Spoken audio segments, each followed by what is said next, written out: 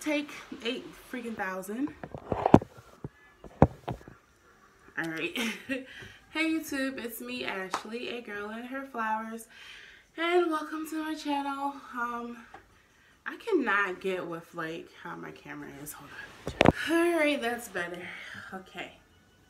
So, coming to you guys to give an update on what's been going on with me, what happened to my new little segment thing that I'm still going to do, and just where I've been. First, let me just say, as far as my weight loss, I think I've lost like an additional 10 pounds almost since my last video. This is what I'm looking like. This dress used to be like much more fitted, but it's slimming down a little bit. My arms are still pretty chubby, but I'm only 6 weeks post-op, so I'm not expecting huge changes right now. But anyway, with that being said, let me get to the main topic of this video. So, like an earlier video, I had talked about in an earlier video about my mental health status and everything, but recently I pretty much had a complete mental breakdown. Depression kicked me, hit me, and then while I was down on the ground, anxiety just beat my head in, and I was practically having an anxiety attack every morning for about 10 mornings straight, crying every night and crying throughout the day and crying constantly and feeling sorry for myself. And I had pretty much buried myself in this like cocoon of sadness. So I was just kind of covered in sadness. I was faking a smile. When I got around people, I wasn't really telling anybody what was going on with me, and I was extremely depressed. I have made major changes in my life. I'm no longer at my job, and I don't want to waste any time really doing things that are not going to, what's the word I'm looking for? I don't want to waste my time doing things that are not going to benefit my ultimate goal in life. So, here I am. I pretty much decided to make some pretty drastic changes in my life, but during that time, feeling confident in my decisions, I was also extremely scared, nervous, depressed, and not sure if I was making the right decision. You know, constantly, always, I have to think about my children first, and I don't, and I think I chose just one time in the past 6 years, like a little bit of time to be selfish and think about what I was going to do first. And that helped me make my decision to leave my job, to make all these drastic changes in my life. And hopefully things will be better. Things will be better. So with that being said, just a little bit of detail about my mental health. I have told you guys before, but if you haven't watched any of my videos before, I do suffer from manic depressive disorder and high anxiety. So pretty much means that I'm always sad, and then I'm always scared or nervous or anxious. Not always, but a lot of the times I am, and most of the time I'm able to fight that. I am on a full regimen of Lexapro, but I haven't been taking anything for my anxiety, and I think that that's the thing that caught me off guard the most, was how bad my anxiety had gotten. I'm usually like a silver lining kind of girl, and I could not find the silver lining in anything. All I could see is the negativity, which caused me to cry all the time and always be sad, and just, it was not a good look. So I have definitely been learning the power of prayer and the power of meditation and taking time to take care of myself and, you know, find joy in, sorry, my kids are screaming.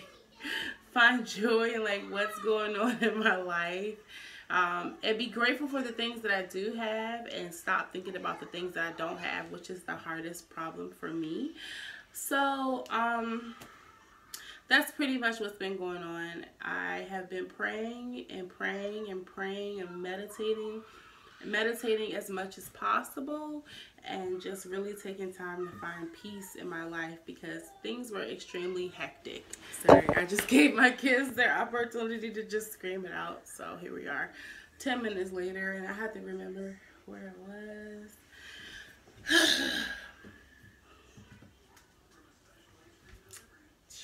If I knew how to edit, I would probably edit this out, but I don't know how to edit.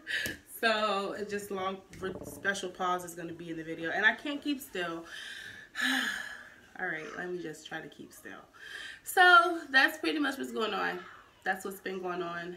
I've been battling that and dealing with that. I feel like I'm at a place where I'm ready to come back to doing my videos and focus and, you know, doing the things that I want to do, things that make me happy. So hopefully I can get to what I have been trying to do. So I know I was going to do like this weekly segment of try something new with the girl and her flowers.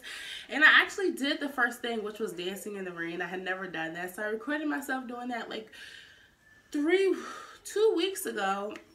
I never posted it because I couldn't find the motivation to do anything, so I just didn't do anything. Instead of fighting my depression, I let it win, and that's, I learned, was a big mistake, because when you allow it to win, then it will continue to fester and grow, and then it'll overpower you. When you notice that depression is taking over your life, that is the moment to fight it and attack it.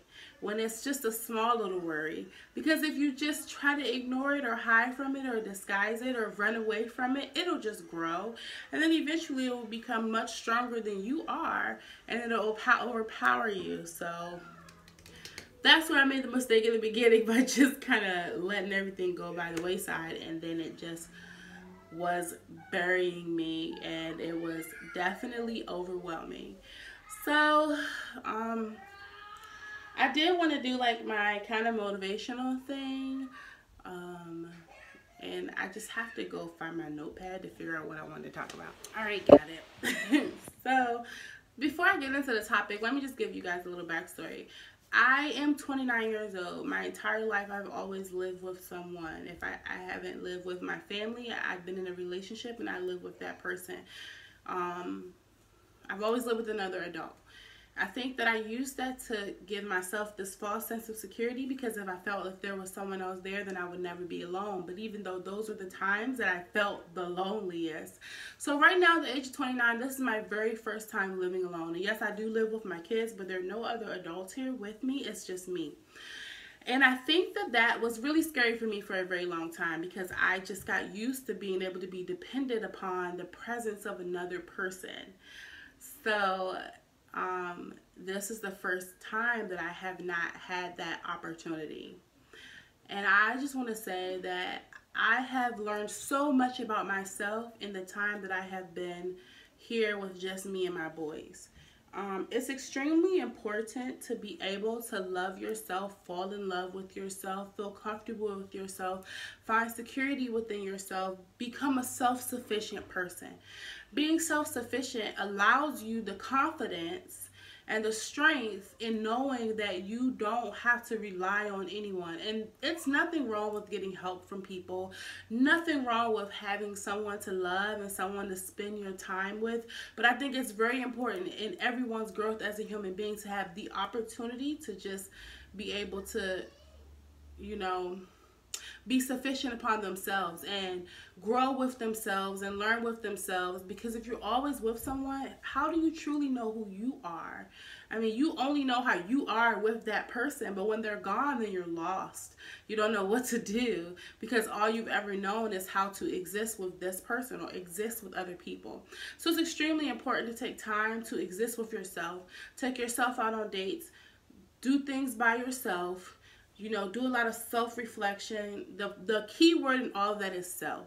There's, like I said, there's nothing wrong with having someone, but it's also nothing wrong with being by yourself, which is something that I definitely had to learn, because I didn't want to live alone. I enjoy having other people's company, but when I was faced with this, you know,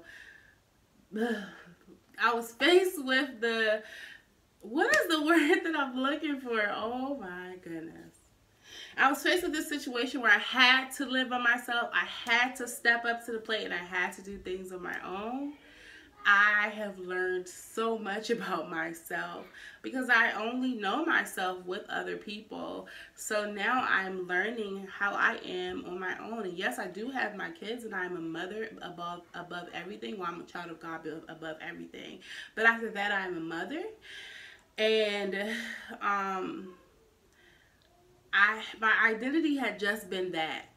I have just always been a mother, and not always, but you know, the past 6 years I have always identified that, and that had become me. But I'm so much more than that, and I'm learning everything that I'm capable of now that I am on my own, and I have to do things on my own, and I can't rely on people for help. My family's 548 miles away, to be specific, and so I am becoming an extremely self-sufficient and independent person. And that was just the point. The point is just to say that it's okay to do things by yourself, to do things alone, and to figure out who you are. Because once you figure out who you are, then you'll know what type of people you want around you, what type of people you need around you. If you don't know who you are, if you don't get the opportunity to self-reflect and learn about yourself, then you're just going to be allowing all these toxic people or non-toxic people that are just not benefiting you in any way. You're going to keep allowing them into your life because you don't know what their purpose could possibly be for you. But when you know yourself, you know who you need in your life. You know what type of people are going to mesh with yours, you know, what you got going on. So love yourself. It's okay to be alone, and just take the time to do things by yourself every now and then. I know shopping's a social activity, but you can do that by yourself. You can go shopping by yourself. You can go out to eat by yourself. You can go to the movie by yourself. Hey, it's cheaper sometimes to just do things alone. And that is really all I had to say. That was all my motivation.